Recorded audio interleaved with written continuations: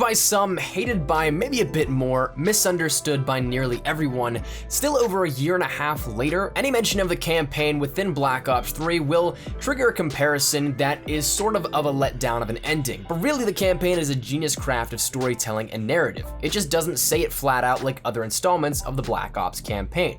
That said, let's dissect the most complicated story in the Call of Duty franchise in 5 minutes or less.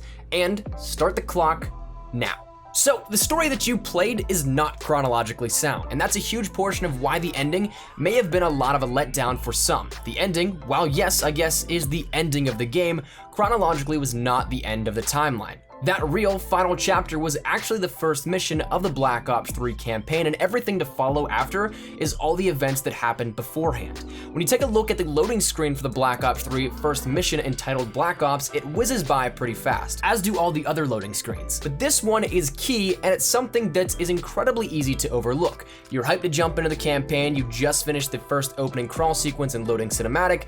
Who would have genuinely anticipated that the ending of the storyline of the entire campaign would be in the first 10 seconds of that campaign and also in plain view?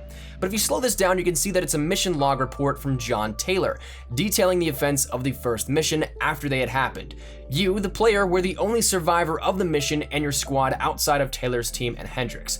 Your character was then medevac to Zurich to try and save your life, and in the best-ditch effort, you were added to the CyberOps program and fitted with a DNI, and from here, this is where things just start to flow together. Taylor links up with your DNA to try and guide you and assist you in the healing process, but the biggest part of this text is that the player died shortly thereafter. So where does this leave us? Why do we hunt Taylor? Why do we see what we do? While the ending fate of the character is proclaimed early on, we have hours of playtime and story left. The rest of the story takes place as our dying character is reliving the memories of Taylor in his last mission prior to the Black Ops mission. This is the sequence we embark on for the rest of the games. Whereas we thought we were hunting down Taylor, it was actually Taylor and Hendricks hunting down a previous comrade named Dylan Stone. He was the one who defected to the CDF and did all the things that the Accord was hunting them down for. The player, reliving Taylor's memories, imposed Taylor in place of Stone and then ended up making a villain of Corvus, almost as if something that's in the player's mind in light of the neural interfacing created as a sort of rejection error, as if a body rejecting new and foreign cells.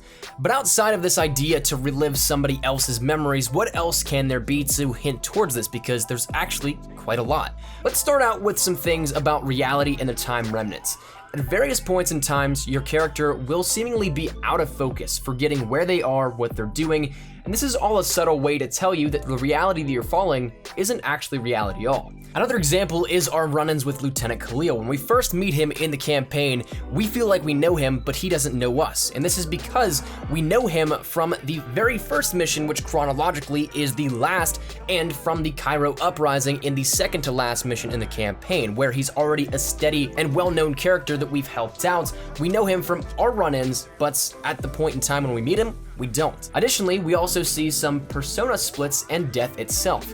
One big piece was the relationship between the player and Rachel Kane, except that relationship is actually between Kane and Taylor. But it seems incredibly real to the player because in the sequence where Kane leaves the bandana for Taylor, this is actually the memory that we're reliving when Taylor chose to join the Cyber Soldier program.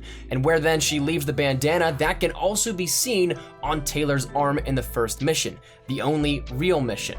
Now the biggest part is death itself, because the player is dying, so what frames of reference or hints do we have for this? The first initial sequence we see is referring to death is a very brief moment in which in the second mission, Taylor must be pulled away by doctors insisting that it's too late.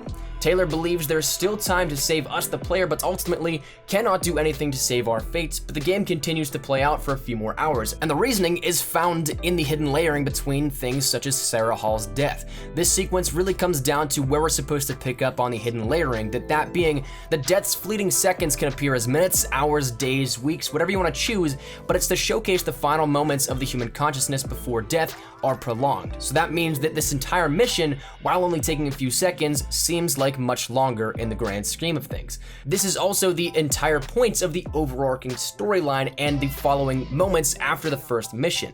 This is why the final mission itself, our player is critically injured in one sequence, then is back to full fighting form and ready to go in the storyline time frame of when it takes Hendrix to fly from Egypt to Switzerland. It's why the final mission is an entirely disjointed reality that doesn't make any sense and doesn't necessarily need to make much sense, because it's the closure that the player comes to, that their mind creates to ease their way into death. Ultimately, to try and showcase that this was all just a fleeting memory, something that happens in the mind, we at the very end of the campaign identify as Taylor when asked who we are, simply because we have been reliving not our own memories, but Taylor's in the moments before death. And just in the nick of time, that's the explanation here. So hopefully you guys enjoyed. Admittedly, I was hoping to bring you guys this video a long time ago, but I never got around to it. I finally found my notes here for this as of a couple of weeks, but with all my traveling and everything like that, it finally just got up on the channel now. So hopefully you guys did enjoy. Let me know your thoughts down there in the comment section down below. What do you guys think of this? Did this clear up anything for you guys? Is this something that you still love or hate the campaign? Whatever it may be, let me know down in the comment section down below. Also, would you guys like to see more 5 minutes or less? I got some cool stuff planned for it, so hopefully you guys do. But if you guys enjoyed, make sure you drop a like down below, and if you guys are new to the channel, make sure you guys subscribe to stay up to date with everything we have here regarding Call of Duty in general. And finally, make sure you guys follow me over on Twitter to stay up to date with anything that there may be. But thank you dude so much for watching. Mine is Espresso. I'll see you guys later. Take care and peace.